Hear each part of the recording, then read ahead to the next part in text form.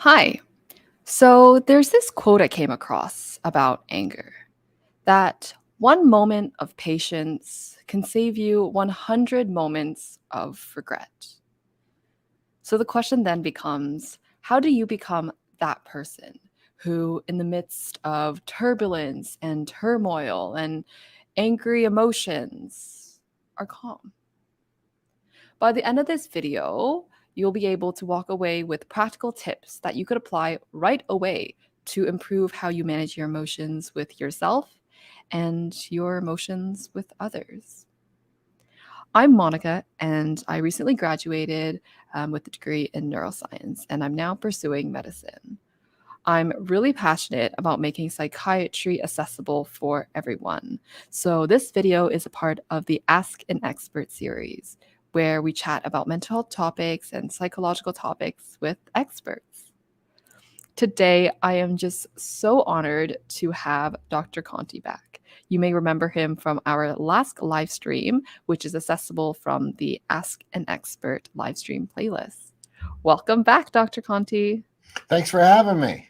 I'm glad to be Thank you back. so much. Thank you so much for being back. And I'm so excited for our chat today. I feel like we have so much to cover and so much information. And I love that you opened saying that we're going to give everyone practical examples because what we're going to do is give you really real world stuff that you can immediately take after watching this video and help your life find more peace. Exactly. With something like anger, I feel like it can be so exhausting to just hold it in with yourself or just be sometimes angry with yourself or angry with others. If only we could find a way to better manage that. And that's exactly what we'll be just going to be diving into today. 100%. It's fascinating because we are the only ones who have unrestricted access to our minds. And when you think about this, it really is powerful because if we really truly realize that, then we'll stop giving our power away to other people. Like we let people who anger us, who do things we don't like, to control our inner world. And once we realize this, we say, wait a minute, I can't do this anymore. That really brings up a really important point and like the kind of first main idea that I want to bring up regarding anger about how to really recognize and control how sometimes anger really comes from within, because sometimes we often think that we're angry because someone else made us angry or something has happened that just is the reason why we're angry, but ultimately it's our decision. It's our ability to control that, what we kind of filter from the world, that ultimately causes us to be angry. So I guess we can just jump right into any kind of practical tips on how to better, have control of your own emotions.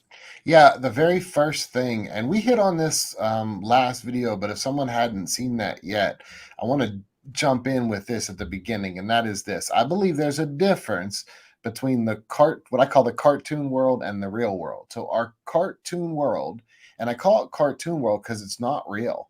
It's the world that it's according to our shoulds. So people should think the way I want them to think. They should feel, they should believe what I want them to believe, they should do what I want them to do. And then there's the real world. So there's our cartoon world, and then there's the real world. And what I've done for my career is help people learn to align their expectations with reality. In other words, so Monica, let's say I'm driving down the road and I got to get somewhere. And when I'm on the road, there's a bunch of traffic, and I say to myself in my cartoon world, this traffic shouldn't be here. This shouldn't be happening to me right now. I'm going to be really angry. But if I align my expectations with reality, which is anytime I go out on the highway, there could be traffic. Now I'm more prepared for it. Doesn't mean I'll be happy when I see the traffic, but it means I'll be more prepared for it. And I think that's a really good place to anchor our conversation, is that we master what we practice. And if we practice being impulsive and reactive, well, we get really good at that. But if we practice being mindful and in control, well, we get really good at that too. I love the last part you just said, especially we master what we practice. I remember when I was preparing for exams, just on the topic of like anxiety, I would ask myself, why am I expecting myself to be so calm when on a day-to-day basis, when I don't even have exams, I'm already, sweating all the time, just worried about things. Like it makes no sense. So just bringing it back to what we were talking about with your example, like having tips to be able to just go through your everyday without, having emotional outbursts is a way that is kind of protected. So when we have those experiences that can, drive our emotions up, it's not, overflowing or is not going crazy. So it's a really good point you brought up there. Well, it's almost as if I'm talking to you during those moments when you're struggling, I would almost want to almost have this vision that you're putting on boxing gloves and hitting yourself. And I almost want to stop you from hitting yourself. Like I shouldn't be upset right now and I shouldn't be stressed. But if you are, then you're giving yourself the extra problem of not only am I anxious, but now I have all these shoulds that I shouldn't be anxious.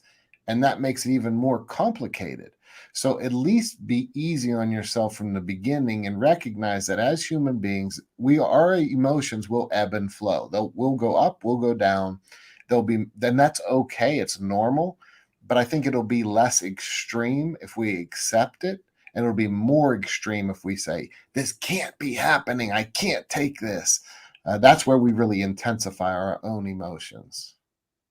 Amazing. So just already, for those who just joined us, I have written down in my head to number one, practice being objective, aligning what we kind of see with what actually, or what we think with what is actually happening. Number two, just being able to master what we practice and hopefully kind of be accepting rather than, just kind of rejecting whatever is coming to us and how we feel. And I wonder if this is really kind of, well, I think actually this is quite general. Like it would apply to anything, but any sort of tips that are more kind of situation specific, whether it's like, I don't know, being angry because you messed up about something, whatever it is. There we go. Let's go. That's a perfect one. So I quite literally did this morning. I forgot to let my wife know about my schedule, so I confused my schedule for what I have going on this week. So we ultimately remedied it and we fixed it, and I could switch days on things. But in that moment, when I realized that I forgot, I dropped the ball and I messed up my schedule, I had the immediate thoughts that anybody would have. Like I practice this every day, day in and day out. But in those first moments when I thought, oh no, I messed this up, my thoughts could go really negative really quickly and I could get down on myself. What I had to do was say, stop. I'm a human being. Of course, I'm going to make mistakes. I'm not going to minimize it. I'm going to own it. But then I'm going to do the only thing I can do, which is work with what I can do. So I talked to the people about the schedule. We figured out what we could do. We made a plan and we fixed it because spending a whole bunch of time saying, oh, this is terrible and I'm awful, that would not really be productive. And then that would not help the rest of my day. Matter of fact, I'll give you a little teaching tale that I think can be really helpful for this. So I like this concept. So you, me, we've all messed up and then we get mad at ourselves when we mess up. So in the land of fools, there was this guy who had 250 cows, and one of his cows accidentally fell off a cliff. And then he said to himself, well, now my herd will never be complete. It's not complete because one of them is missing. So he just started driving the rest of his cows off the cliff. And as he's driving off all 250 cows, somebody says to him, what are you doing? He said, well, my herd will never be complete, so I might as well just get rid of all of them. And the people just hit their heads and laughed at this foolish man who got rid of his 250 cows all because he messed up on one of them. And it's a teaching tale, so don't worry, no cows were harmed in the making of this metaphor. But the great thing about this lesson is if we mess up and then we start beating ourselves up, we start to let those mistakes compound. And so it comes back to saying, why am I pushing my metaphorical cows off the edge of the cliff? Yes, I lost one, but that doesn't mean I'm going to drive the rest of them off the cliff. Yeah, so I think it kind of, when you were giving that story, it really reminds me of the idea of like just taking responsibility. Because at that time, like when that person is like, throwing out their cows or whatever, driving them off the cliff, to them, they're like, oh, like I don't even know what do you think is going on in their minds? Like hypothetically, when someone's just doing something that they know is actually causing something to be worsening the overall outcome. Like what is actually going on? So I specialize in working with people convicted of violent crimes. My this has been my the specialty of my profession for what I've done for 2 decades. And what I see is that when people live in shame, they act out of shame. So if I feel like I'm no good, I'm worthless, I'm nothing, then why not hurt myself or others? And there's a difference between guilt and shame. So guilt is feeling bad about something we've done to hurt someone. That's normal. That's healthy. Like if we do something we feel guilt, we can learn from it. That's okay. Guilt is feeling bad about something we've done. Shame, however, is feeling bad about who we are. And my research for more than 2 decades has shown me that when people live in shame, they act out of shame. So that's what happens in people's minds when they start to get this sense of shame. Well, I'm no good, and so they start to develop this narrative that is really hurtful to their own inner peace first and foremost, but then that starts to go out toward the world. And now they say, well, I already messed up this relationship, so now I'm just going to be angry at the next person, and I'm going to be spiteful to the next person. And so until you stop and reset, it can keep compiling no differently than the person who's pushing the cows off the edge of the cliff. So that idea of responsibility, how does one then kind of switch, take that responsibility to then say, okay, what I'm doing is wrong. Like maybe it's not the most productive. Let's just say not the most productive. And Mhm. how can I become and channel that into someone I want to be and someone who's like, just being more, doing more healthy decisions, acting more Yeah. healthy. So I that's such a great question. I think to me, like that exemplifies your insight and consciousness to be able to say, okay, so what do I do? So I think that when we can start to say, now what? Now what do we do? The past is gone, and there's nothing we can do, no matter how much insight we ever get, to get 1 single second back. The future's hypothetical, hasn't been created yet. The only moment that exists is this moment. And so the question is, what do we do from this moment forward? I did over 100 episodes of a podcast called Tackling Life with NFL legend Ray Lewis, first ballot Hall of Fame football player. And we interviewed an astronaut once. Did I tell you about Reed Wiseman the last time we talked? I mean, I might not have mentioned it, but I don't think so. I I would don't love think to I hear did. it. I don't Yeah. think I did. So Reed Yeah. Wiseman was one of my favorite interviews I ever got to do. And he's an astronaut who walked in space. And when you think about the magnitude of that, fewer than 200 people in the history of humanity have walked in space. And yet this astronaut walked in space. I got to speak to him. It was awesome.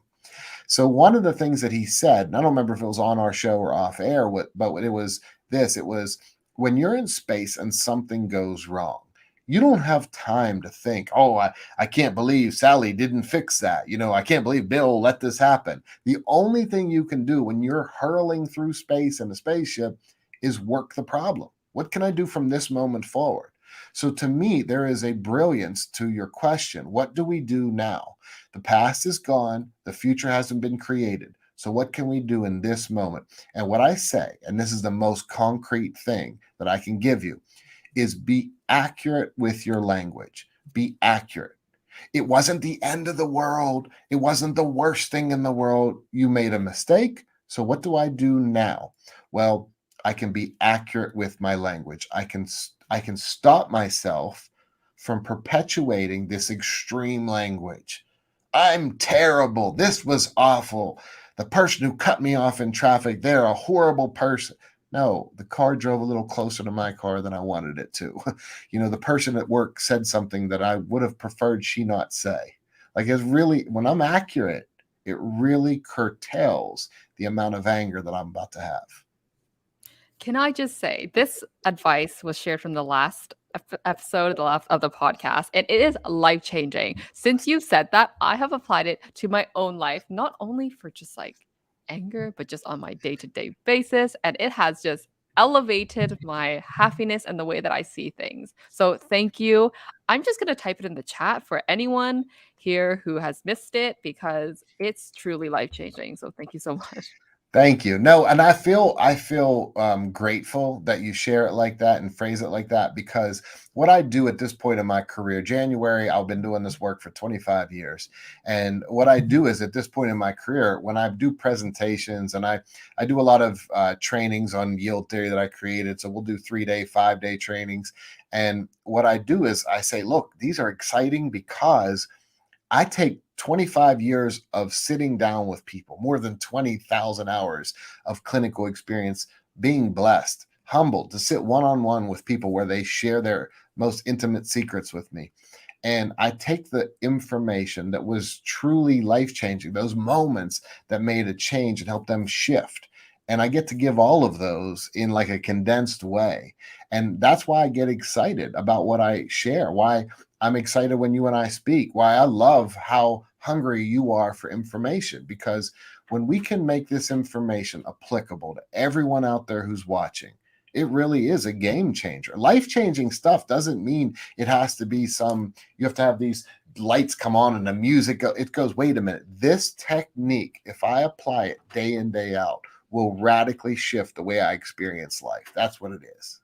And I think this is perfect because it really draws back to the idea that we mentioned earlier. When I am accurate with my language, I'm better able to disentangle my expectations with my reality. When Mhm. I thought that I was going to get, just last week when I sat my med school exams, 25% on my exams. Like I was very sure, I was like, I'm going to fail this exam. I'm going to get a 25.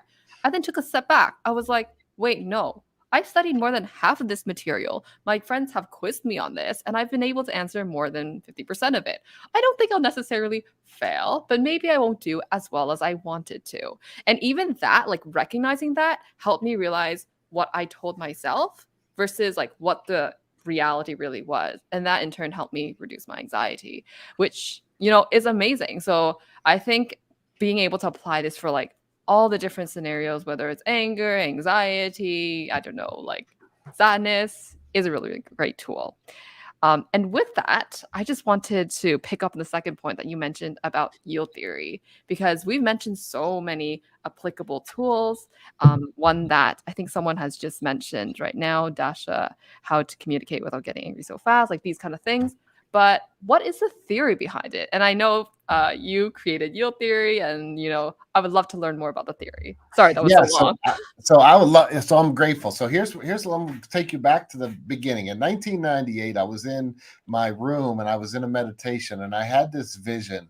And here was the vision. Here's how it kind of came unfolded to me. And I've spent the rest of that time refining it, and now it is an evidence-based approach. It's a theory on counseling, and I wrote about it in Walking Through Anger. But let me show you the initial metaphor. So I was thinking, like, let's say a car is going down the highway the wrong way, and you want to stop that car. Well, you could drive head first into that car, head on, and you could stop that car. But one or both of you is going to get pretty hurt. But what if instead of smashing into this car going the wrong way, instead you say, you know what? I'm going to merge with it like at a yield sign. I'm going to yield with this car, and I'm going to go trying to get my hands on this. So I'm going to go with it. Now, as I'm driving with this car, my car next to this car, this is a hypothetical thought experiment. So let's suspend reality. The car says, okay, we're driving in the same direction. Let's save some gas. So I jump in their car, and now I'm seeing out of their windshield. I'm actually seeing the windshield that they're seeing out of. And over time, when they trust me, let's say it's a long enough journey, they get tired. They say, I want you to drive. And now I get to be in their exact chair. And then I can help steer them down a different path. And that was the original metaphor for yield theory. Meet people where they are, do your best to see from their perspective. And this is more than just walking a metaphorical mile in someone's shoes. This is me imagining that I had a person's cognitive functioning. So I had their intellect, their affective range, their ability to experience emotions, and their life experiences. And what I say, and this is powerful metaphor. This is big. What I say is, I believe that if I would have lived every day as another person, I would have made every single decision they made. And the reason why that's a very big assumption is this: I work with people, I specialize in violence. I work with people convicted of violent crimes. I work with serial murderers. I work with people who are serial rapists. So, how can I say if I was them, I would have done everything they did. Well, first of all, it's not a philosophical, logical argument, right? It's an a priori argument that doesn't make logical sense. But here's what it does for me. When I'm able to say, because we often say, well, I had a hard life and I didn't do that, or I had a tough situation and I didn't do that. You had your brain doing that. You had your intellect doing that. So imagine you're that other person. Now, here's what this does. It wipes away judgment for me. So then when I meet people where they are, and let's say someone's really angry, I can listen to that person and I can truly listen without judgment. And I can say, look, the past is gone. I can't change a single second of the past. But if I listen to you and I validate what you're experiencing, now we get you out of that anger and I can help move toward helping you make better decisions. So that's the substance. And ultimately, yield theory comes down to doing three things. Because I told you last time, Monica, I try to make things really simple for people. So I think we're always skeptical of other people. Like we're skeptical, especially if someone disagrees with us. Boy, we could be skeptical all day. But I always say, I want to be skeptical of my own ego. I want to be skeptical of my own thoughts. I want to challenge my own thoughts. So I sat back and I said to myself, well, what do I really do? Like I stand at a cell door in maximum security prisons and I talk to people. I sit in a comfortable Zen setting in my office and I talk to people. What do I do? And I do three things. And this is what I would tell people to do. I listen, I validate, and I explore options. So you're with that family member who's so angry and maybe they're being really self-centered. I've seen a couple comments say, how do I deal with a narcissistic family? And I see that word come up a lot in the chat. And so think about this. They're really self-centered. Your initial thought is, I'm going to go tell them what they need to do differently, but they're not going to hear that. So that's like smashing the car head on. You can tell them they're wrong, but they're not going to listen to you. But if you put yourself behind their eyes and you truly listen to them, and then you validate that experience, like, my goodness, that sounds like that was really awful for you. That sounded like that was really difficult for you. And and here's the key, not just validating, but validate until they feel validated. Because you know as well as I do, we all want to be heard. And if somebody keeps saying things over and over again, that person probably doesn't feel heard. So when we can help them really feel heard, now that we're validating them, now they feel better neurologically. And you know this from neuroscience. When you're angry, you're in your limbic system, you're in your amygdala, and you're getting really fired up. That's that fight or flight response. But once you feel validated and that emotional release, now you move to more the frontal cortex, your higher level decision making. And now we can explore options. Now we can say, okay, now where do we go from here? What's the best decision to make from this moment forward? So it's powerful. I know there's a lot to take in, but it's powerful. So I'm just going to summarize, and just to make sure that I completely understood, at the core of yield theory is to really take someone's perspectives and to try to see what they see and to meet them where they are. Mhm. And to really break it down, it's to really listen, to actually think about the meaning of the words they're saying, not just kind of listening like whatever, like actually, what are they trying to tell me? To validate, to make them actually feel like they are heard, not just being, yes, I'm so sorry. Like, no, like actually listening, validating, and then coming up with solutions that you guys can both agree, like kind of meeting in the middle. That's kind of what I drawn from it. That's phenomenal. That's phenomenal. It's incredible because it's funny because like in this comments, you have tons of people and they're all talking about different things. But I happen to see on one, they go, well, if Monica's shaking her head, she's not listening. And here you go, you just accurately summarized everything I just said.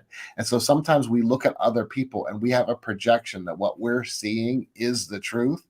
If we truly take time to listen, we go, wait a minute, maybe the world's not unfolding the way I think. And that's challenging our own egos.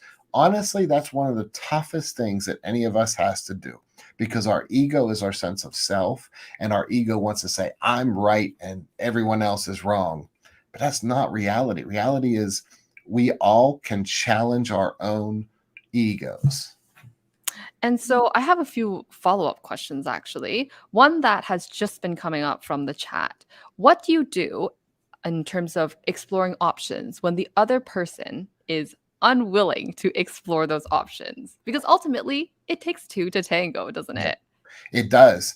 It does. So my whole career has been, I've spent a lot of time with people who have been mandated to see me. Like, think about this. In the state of California, I had a center for people convicted of violent crimes. Now, once they get out of prison for committing a violent crime, they were sentenced to 52 weeks of anger management. This is outpatient. This is outside of prison. And they had to come to this anger management and they had to pay for it out of pocket. So you can imagine how angry people were to see me. Now, I could sit and be like, "Oh, they're just angry. They're resistant." Or I can put myself behind their eyes and go, "Wow, if I just spent time in prison or jail and I got sentenced to do this too, I would be angry as well." And so I would really listen and I would validate that. And I wouldn't force people to talk. I would say, "Listen, if you need more time, you need more time. Like, who am I to say when you're ready to speak?"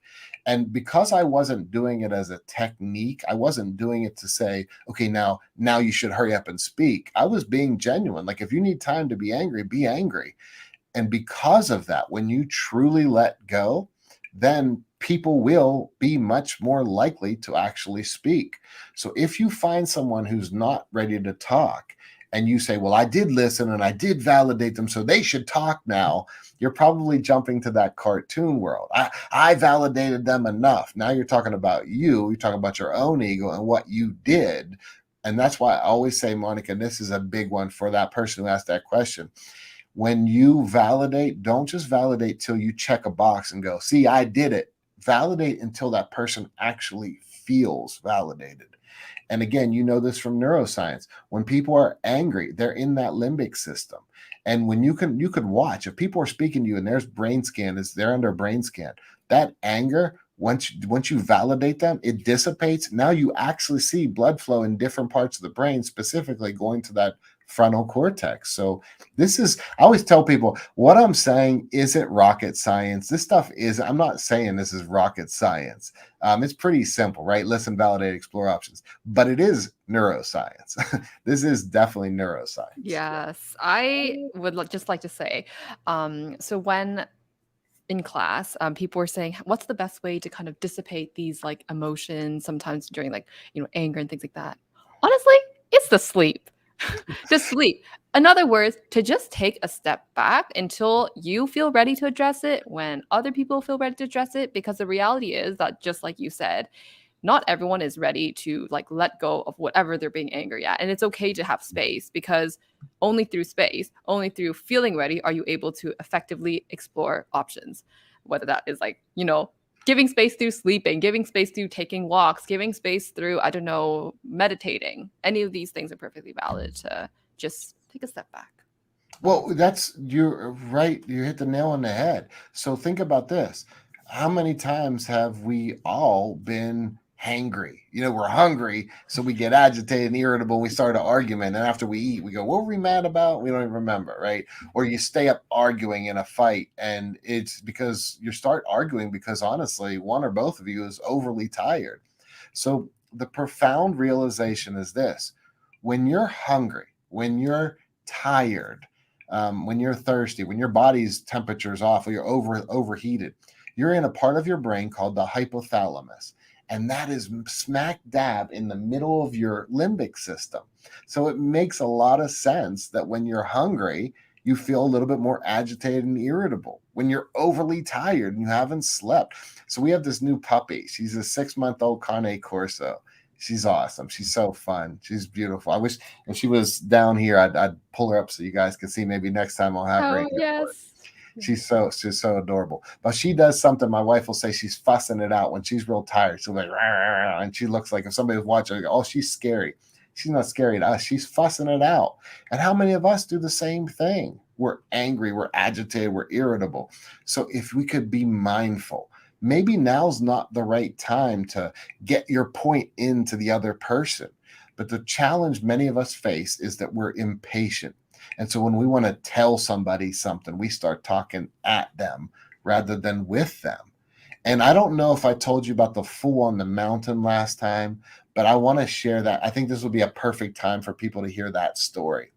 Let's hear it. There was a person, he was supposed to lead a group of people up the mountain. So he ran to the top of the mountain and he got to the top and nobody was with him. They were all at the bottom of the mountain. So he started screaming at them. He's like, you should be up here with me. I started down there. I had it tough. I made it up here. And he's yelling and yelling at them where they should be, but they couldn't even see him, let alone hear him. So he becomes known as the fool on the mountain. And before we judge this fool on the mountain, how many times have you and I and all of the people who are watching us right now, how many times have all of us at times talked at people like, you should understand what I'm saying, like you shouldn't be thinking what you're thinking right now? In those moments, we were no different than that fool on the mountain. And so that's why yield theory is about having the self-discipline to leave where we are and go truly meet others where they are psychologically, what they're ready, willing, and able to hear. And the reality is many times it's going to take more patience than what we want to give. But here's another key. And this is one of those moments that, like, I feel excited for people to hear this, because if I could reach in your heart and have you really feel this, this would be a game changer. And that is when you truly let go and you interact with people and you give them the compassion to say, I'm going to meet you where you are, and you give you the true space. The truth is, when you're truly let go, it'll happen so much faster than what you think. When you actually take the time, you will validate. It'll get you there so much faster. And patience is really the key of everything, I think. Mm-hmm. And that's why like during the times when I journal, I always tell myself, how can I be at a place where I feel like whatever could happen to me, I have patience. I have patience for whatever is going to happen to eventually happen. Like to take steps to make sure that whatever I want to happen is going to happen. Sorry. And I think if I could just share some of the things I found really helpful, like mindfulness was truly a key to that. I mean, every single morning I will wake up and I will listen, even 2 minutes of just mindfulness, guided meditation. It has been so helpful to help me be more patient with myself and to be more patient with others. And I think that draws in so closely with being able to then practice yield theory and to reap the benefits from it. It's that is exactly it. So we have a question here from Will J. He asks, do you have any techniques to become more patient in yourself, to become less impulsive? And Will, I love this question, and hits on what Monica's talking about right there. You heard her use the word practice. We're practicing this. So here's one of the most pragmatic techniques you can possibly do. Here's how you begin to develop patience. Remember that we master what we practice. So if you practice daily, every time something doesn't go the way you think it should, you lash out. Rah, rah, rah. You get really good at that. But so what do we want to do? If we want to develop patience, let's do the opposite. So let's say I'm thirsty. Right now I have a big jar of water. When I'm thirsty, the moment I'm thirsty, instead of grabbing it and downing it, I grab my water and I use the exact phrase that you used, Monica, which is mindfulness. And I say, okay, I am thirsty. It's not the end of the world. Let me take a moment, take a breath. Now, after taking one breath, now I can drink. The next time I go to take a drink of water, I might take 2 breaths. And what I'm going to do is I'm going to consciously say, when I have the impulse to do something, I don't have to satiate it. I don't have to satisfy it immediately. I can take a breath. I can take 2 breaths, 3 to 4. And then I can do this. I can practice this in other areas. That's just the first one that came to my mind. I have water right here. Whatever you want to do, Will, think about whatever you have that you're about to do. Take 1 breath. Now, I'm mindful, because I've done this long enough, that somebody out there watching goes, well, I practiced that. I tried that once. It didn't work. Well, just the way you can't do 1 push-up and think now you're strong, and you can't do 10 push-ups and think, you have to do them consistently over time. And if you do enough push-ups and you do them consistently over time, you will get stronger. That's a fact. That's a physiological fact. And if you quit doing push-ups for a long period of time, you'll lose that strength. So it's something you have to practice. The same is true with mindfulness. If you practiced it once a long time ago, or you heard about mindfulness, or you get excited when you hear other people talk about how they practice it, that's not you practicing it. You have to actually practice it day in, day out. And I promise you, the more you practice it, the better you'll get at it. And one more last thought on this, Will. If you intentionally throughout your day say, I want to get better at patience today. Well, here's a blessing. The world is going to give you tons of opportunities. The universe is going to say, here you go. I'm going to give you a bunch of opportunities today, Will. The people you're around, they're going to make you upset. All kind of opportunities. So now what are you going to do? Intentionally, you're going to say, I'm going to practice patience. Just as sure as I would practice weightlifting, by having those weights, I'm going to have all these troublesome moments. I'm going to practice patience. I love how you brought that up because when you were saying that, I just thought like people go to exercise to feel healthier, like physically. This is just the same. Practicing mindfulness. It's like going for an exercise, but for your brain. I love it. It's like a Mhm. little like it's not like you go exercise and the next day you'll be like having the figure that you always wanted to have. It takes time. And Yeah. just like that, like at first I would like to say like I was kind of I don't know, not really sure about whether mindfulness would work or not because I've just heard it's been so commercialized, things like that. Mhm. But when I actually was open to it, like addressing that initial doubt and being like, okay, I'm willing to challenge my preconceptions and then Mhm. practice it, not just for a day, but for a month.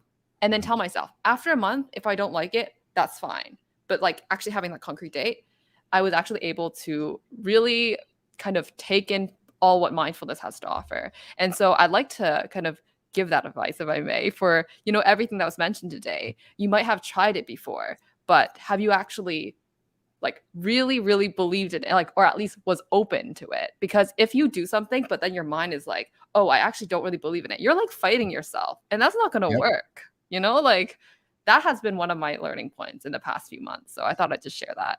Yeah, I coined a term called the foot in the water principle.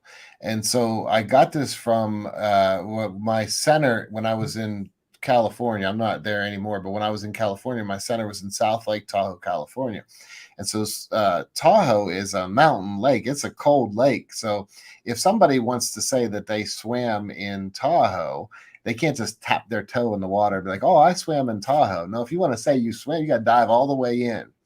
And in the same way, if you practice any of the techniques that we've talked about today and you do them one time and you go, see, it didn't work. Well, then you were looking for it to not work. And of course, you're going to find that. If you want to see something not work, of course, it won't work. So it's about of doing it, like you said, dedicate yourself for a month to something, practice it constantly. But if you're practicing it, trying to say it doesn't work, I have a really good example for this. So in martial arts, I did martial arts my whole life. And in martial arts, let's say someone comes to a gym and they're trying to learn what to do if someone pushes you. If you're trying to learn what to do and you go up to the teacher and the teacher says, go ahead and push me, and you walk up and you lean all your weight backwards and you just try to push like you're just trying to run backwards, the teacher's going to say, that's not how people push. You don't run around going, oh, let me jump backwards. You push and you go through it. But if you want to walk into that martial arts studio and say, these martial art techniques don't work, see, I go like this and it doesn't, then you're not actually doing it.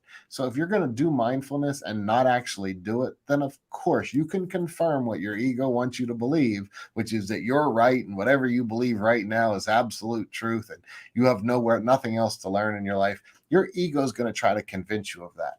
But to challenge it, it's going to take effort and practice. But I promise you, it's worth it. It's worth it.